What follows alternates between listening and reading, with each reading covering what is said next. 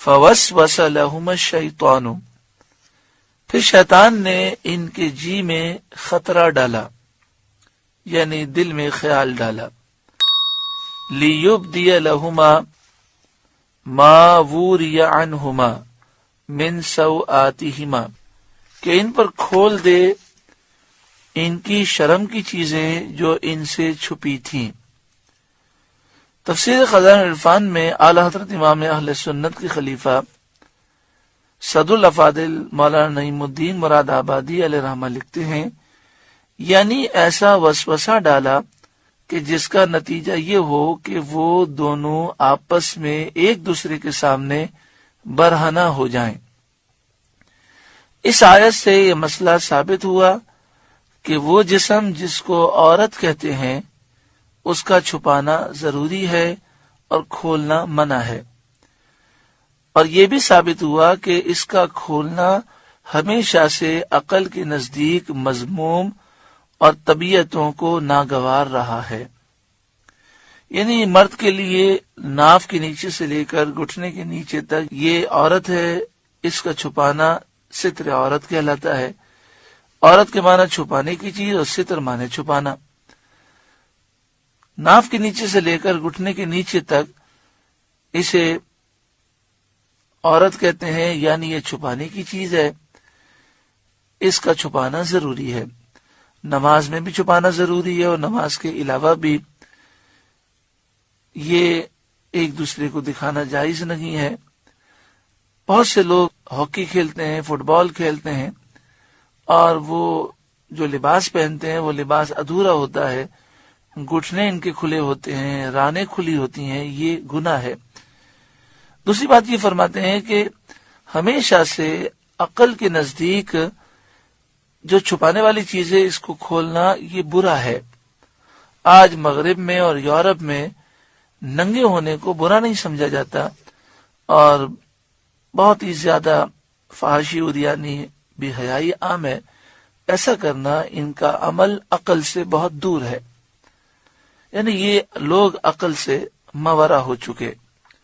یہاں پر یہ بھی لکھا ہے تفسیر میں، اس سے معلوم ہوا کہ ان دونوں صاحبوں نے اب تک ایک دوسرے کا ستر نہ دیکھا تھا۔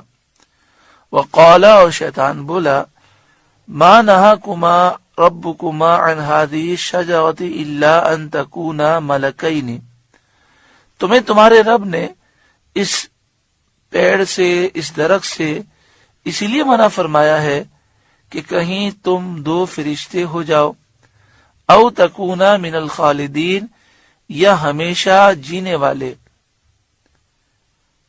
کہ جنت میں رہو اور کبھی نہ مرو۔ یعنی شیطان نے حضرت آدم علیہ السلام اور حضرت حوا سے کہا کہ یہ جو درخت سے اللہ تعالی نے منع فرمایا ہے اور کوئی بات نہیں ہے، اور یہ منع کرنا اس لیے نہیں ہے کہ اس درخت کے قریب جانا کوئی حرام ہے، گناہ ہے، بس صرف بات یہ ہے کہ اگر یہ درخت کھا لو گے تو تم انسان سے فرشتے بن جاؤ گے، یا تم یہ درخت کھا لو گے، درخت کے پھل کو، تو پھر تم ہمیشہ زندہ رہو گے اور ہمیشہ جنت میں رہو گے۔ دیکھیں، کسی چیز سے اگر منع کیا جاتا ہے تو منع کرنے کی مختلف حیثیت ہوتی ہیں۔ کوئی کام کرنا حرام قطعی ہوتا ہے، کوئی کام کرنا حرام ظنی یعنی مکروہ تحریمی ہوتا ہے، کوئی کام کرنا مکروہ تنزیہی ہوتا ہے، خلاف اولا ہوتا ہے۔ جیسے ہمیں منع کیا گیا کہ آپ سیدھے ہاتھ سے دیں، سیدھے ہاتھ سے لیں، الٹے ہاتھ سے لینے دینے سے منع کیا گیا۔ لیکن اگر کوئی غلطی کر دے تو ہم یہ تو نہیں کہیں گے کہ اس نے گناہ کبیرہ کیا، یہ حرام قطعی تو نہیں ہے۔ تو بعض چیزیں ایسی ہوتی ہیں جس سے منع کیا گیا لیکن وہ خلاف اولا ہوتا ہے، مکروہ تنزیہی ہوتا ہے۔ تو شیطان نے یہ کہا کہ اس سے جو منع کیا گیا ہے، یہ منع کرنا صرف اور صرف اس لیے ہے کہ اگر آپ یہ کھا لیں گے تو فرشتے ہو جائیں گے، ہمیشہ زندہ رہیں گے، جنت سے آپ باہر نہیں نکل سکیں گے، اس لیے منع کیا گیا۔ اور یہ جو منع ہے اگر آپ کھا بھی لیں گے تو یہ گناہ نہیں ہے۔ دوسری بات، قرآن مجید فرقان حمید میں یہ ذکر موجود ہے کہ حضرت آدم علیہ السلام بھول گئے۔ مفسرین نے اس پر کلام کیا کہ بھولنے سے کیا مراد ہے۔ تو فرمایا کہ بھولنے سے مراد یہ ہے کہ آپ کو وہ درخت بھلا دیا گیا. اب جب درخت بھول گئے اور شیطان یہ زور دے رہا تھا کہ اس درخت کو کھا لیں، تو آپ شیطان کی بات ہرگز نہ مانتے، کیونکہ شیطان دشمن ہے، اور دشمن اگر کوئی اچھی بات بھی کرے تو ہمیں اس پہ بھروسہ نہیں آتا، ہو سکتا ہے اس میں ہمیں کوئی نقصان دینا چاہتا ہوگا. تو شیطان نے پھر قسم کھائی. حضرت آدم علیہ السلام نے یہ خیال کیا کہ شیطان کتنا بھی برا ہے، لعین ہے، لعنتی ہے، لیکن اللہ کے نام کی جھوٹی قسم تو کوئی نہیں کھا سکتا، کیونکہ انسان جیسا خود ہوتا ہے وہ دوسرے کو خیال فرماتا ہے، اور جھوٹی قسم کھانا اتنا برا ہے کہ جو اللہ کے نیک بندے ہوتے ہیں وہ یہ تصور بھی نہیں کر سکتے کہ ایک انسان اللہ کے نام کی جھوٹی قسم کھائے. وَقَاسَمَهُمَا إِنِّي لَكُمَا لَمِنَ النَّاصِحِينَ، اور ان سے قسم کھائی کہ میں تم دونوں کا خیر خواہ ہوں. فَدَلَّاهُمَا بِغُرُورٍ، تو اتار لایا انہیں فریب سے. معنی یہ ہے کہ ابلیس ملعون نے جھوٹی قسم کھا کر حضرت آدم علیہ السلام کو دھوکہ دیا، اور پہلا جھوٹی قسم کھانے والا ابلیس ہی ہے. حضرت آدم علیہ السلام کو گمان بھی نہ تھا کہ کوئی اللہ کی قسم کھا کر جھوٹ بول سکتا ہے، اس لیے آپ نے اس کی بات کا اعتبار کیا. فَلَمَّا ذَاقَ الشَّجَرَةَ، پھر جب انہوں نے وہ درخت چکھا، بدت لہما سوآتہما، ان پر ان کی شرم کی چیزیں کھل گئیں، اور جنتی لباس جسم سے جدا ہو گئے.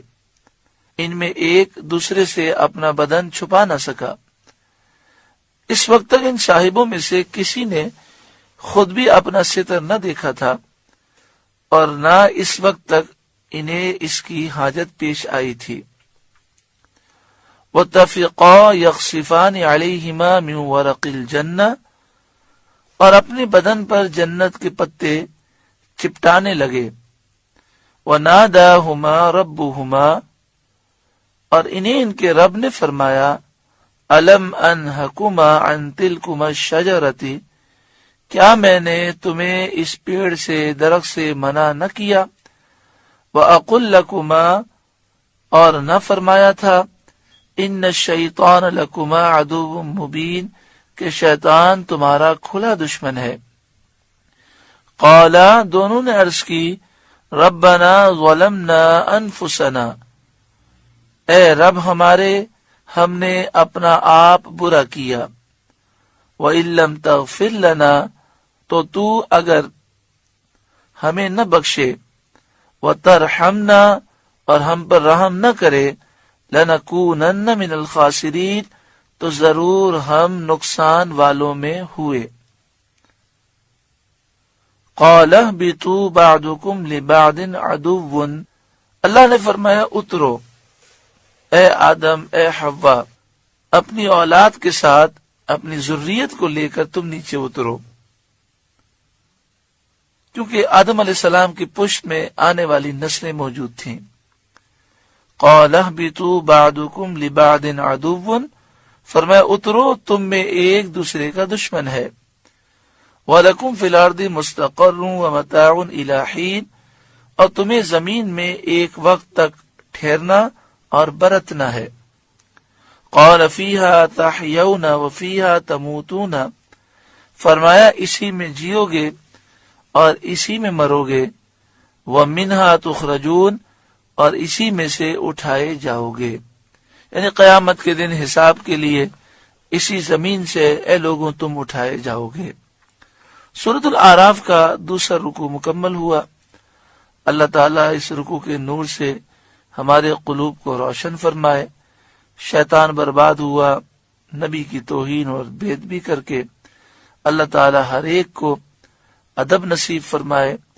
انبیاء، صدیقین، شہداء، صالحین، اولیاء، صحابہ اور اہل بیت کا ادب نصیب فرمائے. بے ادبی سے بچائے اور بے ادبوں کے ساتھ بیٹھنے اور ان کی باتیں سننے سے اللہ تعالیٰ محفوظ فرمائے.